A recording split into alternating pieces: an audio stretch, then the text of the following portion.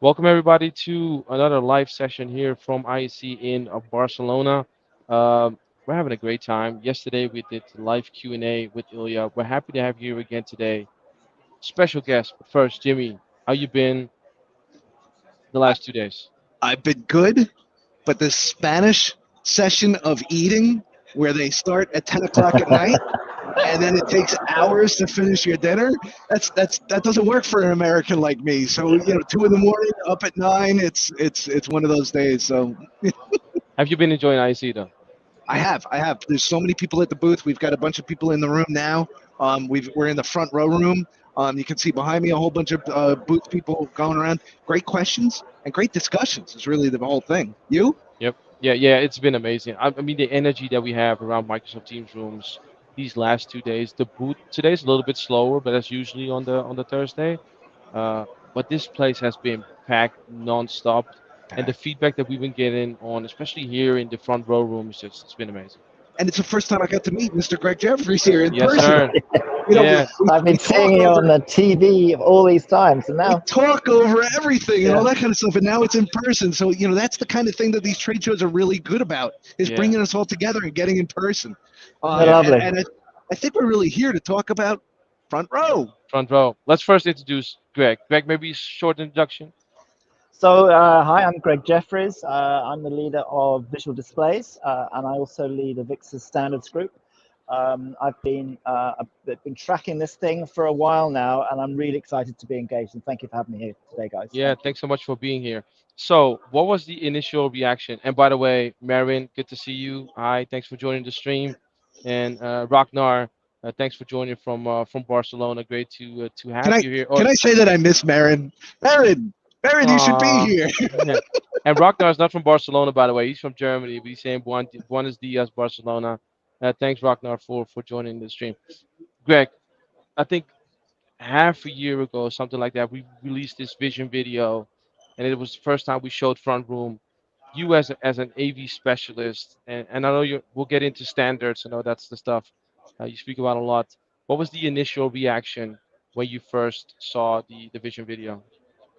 I was just massively excited because it was showing some things that I'd been thinking about, and it just to me just created a kind of a new campfire to kind of base the ideas. There's been so much happening with this hybrid workspaces, and people have been talking about it. And I thought finally there was something that you could really use to focus around and to develop the things that we need to do to make these experiences so much better, which is the ambition that we all have. Yeah.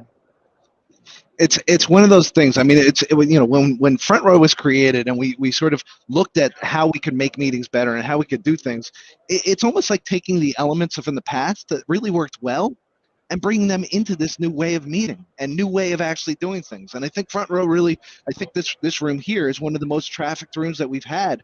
Yeah, Between the steel case furniture that we have with the what people are calling the guitar pick table, Yeah. and us sitting around and right here, I can feel like I'm actually inside of the room, and I'm talking to people that are on the far side. But I've got that eye gaze. I've got everything here. And Greg, we were talking about it before with the Jupiter screen that's Yeah. here Yeah. and the 21:9 aspect ratio. Yeah. It's just such a performance lifter to a meeting. It's a lovely screen, and it ticks a number of boxes, because the thing that I really like about it, which people know that I riff on about, is it's got a really nice matte finish. Because one of the things that I think it can be a barrier to the feeling of natural communication is if you feel people are like behind a glass sheet, or almost like they're in an aquarium. This is a lovely display for sure. Yeah. You're right, and it's one of the things that we as teams, as the Microsoft Teams team and everything else, we look at things and we say, how can we make these meetings more interactive and better? But we're not inventing this. Yeah. Company, standards like Avixa, that's where everything is from, and that's where we're actually helping and going into this AV space. But we're not Yeah. reinventing Yeah. this. Yeah. We're actually using the standards that already exist. For sure. I mean, the thing that happened over the last couple of years is that people are in so much hurry to get these hybrid spaces working, that there was a bit of a thing where the standards were kind of ignored or put to one side. And now we've got such a fantastic opportunity to use the Avixa standards to really make sure that we deliver these experiences. Yeah. For those that are not aware of the Avixa standards, can you speak a little bit on it? Sure. So I've been involved with standards and best practices and kind of the technical side of displays and lighting for a long time. And when I first got involved with Infocom as it was and Avixa as it is now, I got pulled into the best practice group, and they said to me, Greg, one thing you've got to understand is that we will never ever do standards. So 2 years later, we were an ANSI accredited standards development organization, and then we started doing that. I had produced a best practice paper about projection, which then we used as a basis for the PISCAR standard. I've been involved with the committee that runs that, and I currently run the steering committee. I'm the chair of the committee. We've got a fantastic team of people there. And it's been interesting times for us, with COVID and changes in the organization. But again, this whole thing with Microsoft Teams Room has been a really great focus point, because there's a number of standards, and they've got the way that we apply them. You have to kind of use them quite creatively. The Teams Room brings some new challenges to that, and that's the kind of thing I'm really engaging with at the moment. Yeah. But even the standards that are in place, just the simple fact that I'm 15 feet away from the screen, how big does that screen have to be? I think we sort of got into this space where, oh, I can just put a display on the wall, and then I can put this in, and as long as I can see everything, I'm good to go, and that's the same as video conferencing. No, there are standards that are in place. This size screen fits in this size room, and now we've got even aspect ratios that we have to worry about with the 16 by 9 and the 21 by 9, and soon to be the 32 by 9, and even the edge projector blending that you and I have spoken about, and bringing that into play too. Yeah. Well, for sure. I mean, the DISCAS standard is coming up for a refresh, and boy, have we got a thing to focus around it. I think some of the basics just don't go away. But the beauty about using standards, and I've really got to push this, is that both Avixa and my company Visual Displays, we put out calculators. It's so easy to use them. It actually makes life easy to use them, and it's not. People think of standards as being like something tablets written in stone, and they're not. They've just got these nuggets of wisdom and basic principles that we can use, and they can really transform the display. We were talking the other day, weren't we, about this thing being like a pre-technology thing, the way that we look at the space, and we're trying to get the space right, and just making those basic calls about screen size, room layout, and so on. These are the things that then unlock all this lovely technology that we can then add in on top to make the thing happen. And Michel, I think that really fits into where you and we play with the partners, and we make sure that when people are putting in Teamsters, they go to a trusted partner, and they're actually using all of these things to put them in. The small medium business, I think they're still challenged with the idea that, hey, I can just put a display on the wall and I can get it. One of the things that I said before is we've got people coming into this space, and we got people saying, this is the room that I want. This is what I want. Oh, can I do front row? Can I do this? No, I want this room, and I want exactly what we're experiencing right now, where we've got this across the table experience, but we've also got the front of room, and it's just easy to have a meeting in here. Sure. Greg, what would you advise? So when a customer sees front row, right, and they need to make a decision on screen, what are the things they're looking for in regards to dimensions, size, type of screen? Are we going single screen, dual screen? What in your vision is the ideal setup when we talk about putting front row in these meeting rooms? For sure. I'm not a big fan of the dual screen. I think there's a place for it, and there really is a place for it. But for front row, I think it's just about getting it's about getting people to understand they need to move up a whole level in terms of their expectation, the display size that they're gonna use. This display is absolutely beautiful, but it's the height of like an 85-inch display, so it's perfect for these spaces. But as you get into the bigger spaces, you've got to start using projection. And I think that we're going to see people using dedicated front row layout. with these aspect ratios, and I think we're going to see multiple uses as well, so that you'd have a really big 16 by 9 and have the option of having this front row in a band. I don't know. My feeling is this year that everything's kind of in play. People are trying things out, and again, we were talking about this the other day. Is that quite often I think that people aren't finding out how they're really going to use these spaces, what the workflows are going to be until they're actually in the space and using them. So for me, just building in as much future flexibility as possible, going for a really large display, because one thing that people kind of forget about using the DISCAS standard is it's setting the people think that it's about setting the image size. It's not. It's setting the minimum image size. And I think the whole thing now moving towards a more naturalistic engagement, when you want people to be life size as well as having plenty of real estate show content, then it's just about going to much larger image sizes. But think about not only the content. What if I can't read the chat? What if the pixel density isn't there so that I can read the chat? I mean, we've put all this information up on front of the screen. This is no longer just audio and video. This is now a full collaborative experience that you have inside of these rooms. And having the chat, having the raised hands, having all of that needs to be able to be seen. And it really sort of blends everything together into that one experience. And Teams enables those rooms. And I think when we look at things, we still have to look at that good, better, best scenario. Good might be, all right, I already have a display inside of the room. I can fit this inside of there. But I might not get the best experience. But when I'm looking at my C-level conference rooms and I'm looking at, hey, I really want to make this space, that's where something like this really comes into play.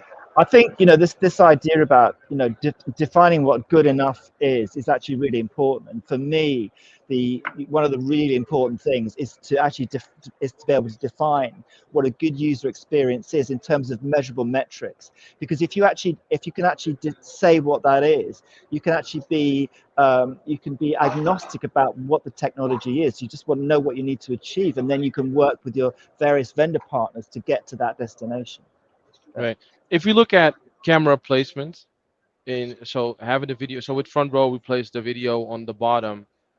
Curious to hear about in regards to the standard of where the content then lands up, right? Because you said yesterday it's a little bit too high for my liking.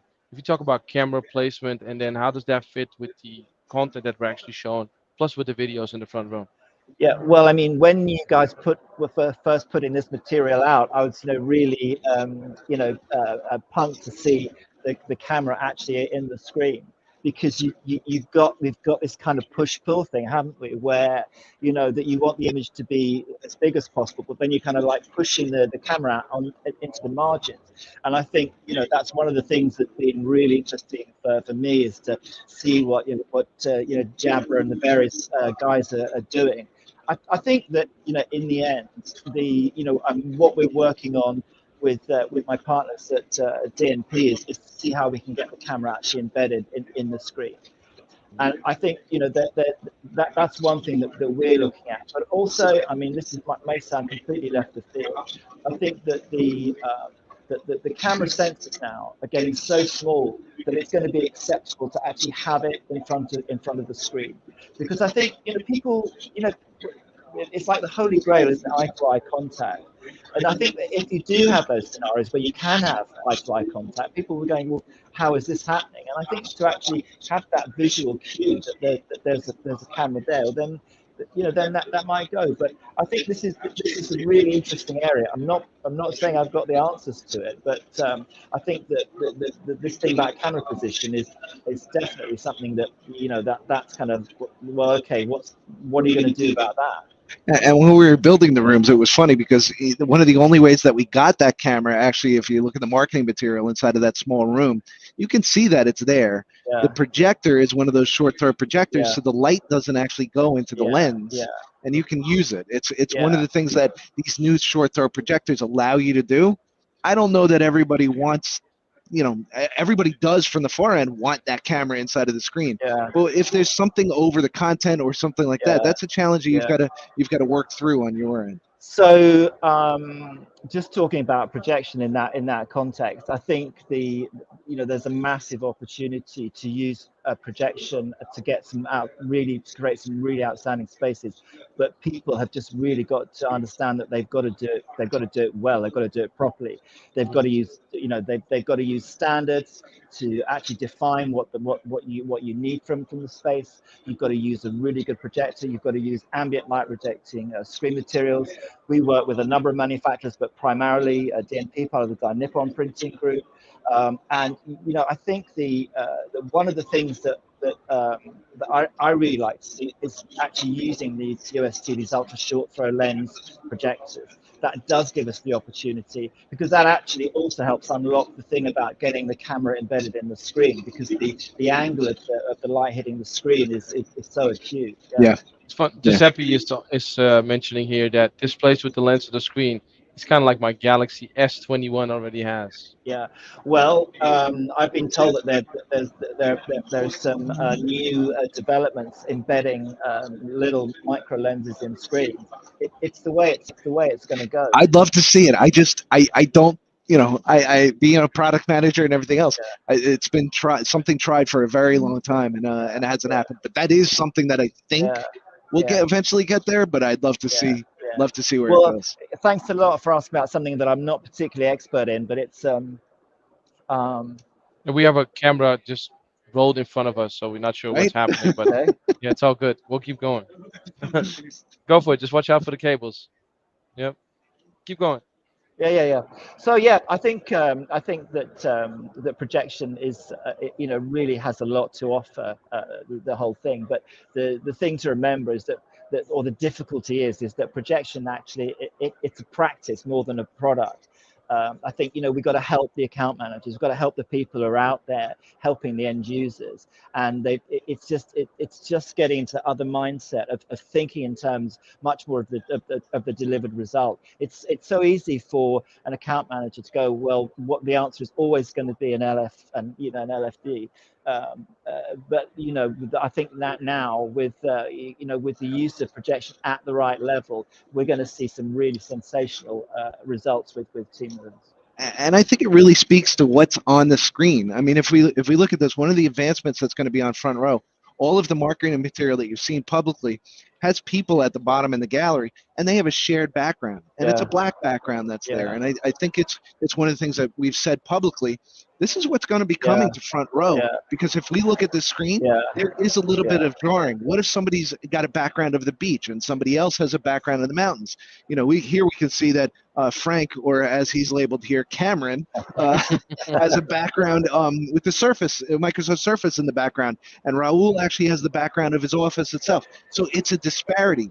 But using things like what Microsoft Teams has innovated with Together mode on the desktop, we're going to be able to take that and now give everybody the same background. And that will be a little bit less jarring on that meeting itself, and give everybody the idea. Again, you're sitting across the table.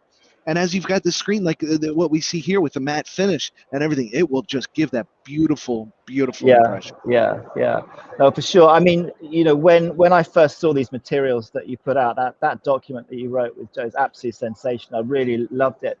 But for me, those pictures, you'd say a picture tells a thousand stories. I mean, there was so much to unpack for it, and that's why I thought, okay, I've got to get to grips with this, and that's why I wrote the white paper for you guys, because there's just so many elements there. And if you address the display or the whole room in this kind of granular way, and you look to make these incremental improvements in each step, that gives such opportunity for excellence in the future. And writing that document, Greg, you probably know it because you wrote the white paper that's going to come out soon. But writing the initial document that we did, keeping that concise was such a challenge. Well, I failed with my white paper, didn't I? How many pages? You went for pages and pages. That was our original draft. When we first wrote it and everything else, here's everything that we want, and then it had to come down to this size and everything. But it is something. It's hard to write that guidance that fits everybody into a certain scenario, because you do have the what ifs and everything else. And I think everybody should look at that guidance and sort of say, all right, this isn't the Bible. I think you said it before. This isn't the Bible, and you have to. This is set in stone, and this is the way that you do it. these things are really written for the guidance of, Yeah. if you want the best performance, this is probably how you're going to do it. But what if your room doesn't fit it? Then let's modify something a little bit and go through it. But as long as we're adhering to the principles of what that guidance sort Yeah. of puts out Yeah. there, I think it's Yeah. important to understand it. 100%, because I think that, thinking about the future use of standards, you've got to be respectful of all the knowledge and wisdom that the practitioners already have. The thing about standards is it's not like saying, oh, you've been doing that wrong, you've got to do it like this. That Hmm. it's a tool that you can use critically. And that's kind of my thing about it, because when we first produced standards in Avixa, they were kind of regarded in that kind of a way. But I think version 2.0 of standards, which will be driven to a large extent by what's happening in hybrid spaces and what you guys are doing with Teams rooms. I think it's going to be very much about accommodating and being respectful of all of that wisdom that people have already gleaned from the work that they've been doing. So what's going to happen when these screens will get wider, right? So this is a 21 by 9. I tried to show it. I'll flip around my camera in a second again. But so if we get to 32 by 9, it gets really wide. What does that do for viewer angle, and will it still work? Well, the thing is that it has a big impact on the layout that you can have in the room. Right. What you've seen is that myself and my technology partners, we've been kind of looking at that, and we think that sometimes the answer will be to move to a curved screen, because I So like that the the kind of outside, the warmth yeah, and the it's got a kind of organic and natural feeling, and to have that mirrored in the layout as well. No, I think that there's a push-pull thing there, because as you say, what size does the type need to be in order to, if you're here I am on the right hand side, to be able to read over on the left. But the Discas standard is really helpful. You can use it right now to really help guide the layout of the room. I think that another thing to say about these standards is that so that they'll give a certain metric. So for example, if you use a certain element height, you'd say the farthest viewer should be no more than X meters away. If you go another half meter, it's not like you right, can't see it yeah. anymore. There's some flexibility there. So like I say, that's kind of like one of the reasons that you really want to use these standards with a bit of flexibility, and just and then use your own experience and help the client that way. But it's like when you're at school, when you get the full marks for showing your workings. It's not like the answer is three. You go, okay, well, we've got this factor, we've got this factor, and on the basis of that, then we're going to do it this way. It's just thinking the thing through, isn't it? It is. Yeah, I was just showing the room, so I was just doing a little view of the room so people could see it. Jimmy, I know you need to get out of here I'm any very second nervous. now. Just so that everybody knows, to get back into the U.S., you have to take a test.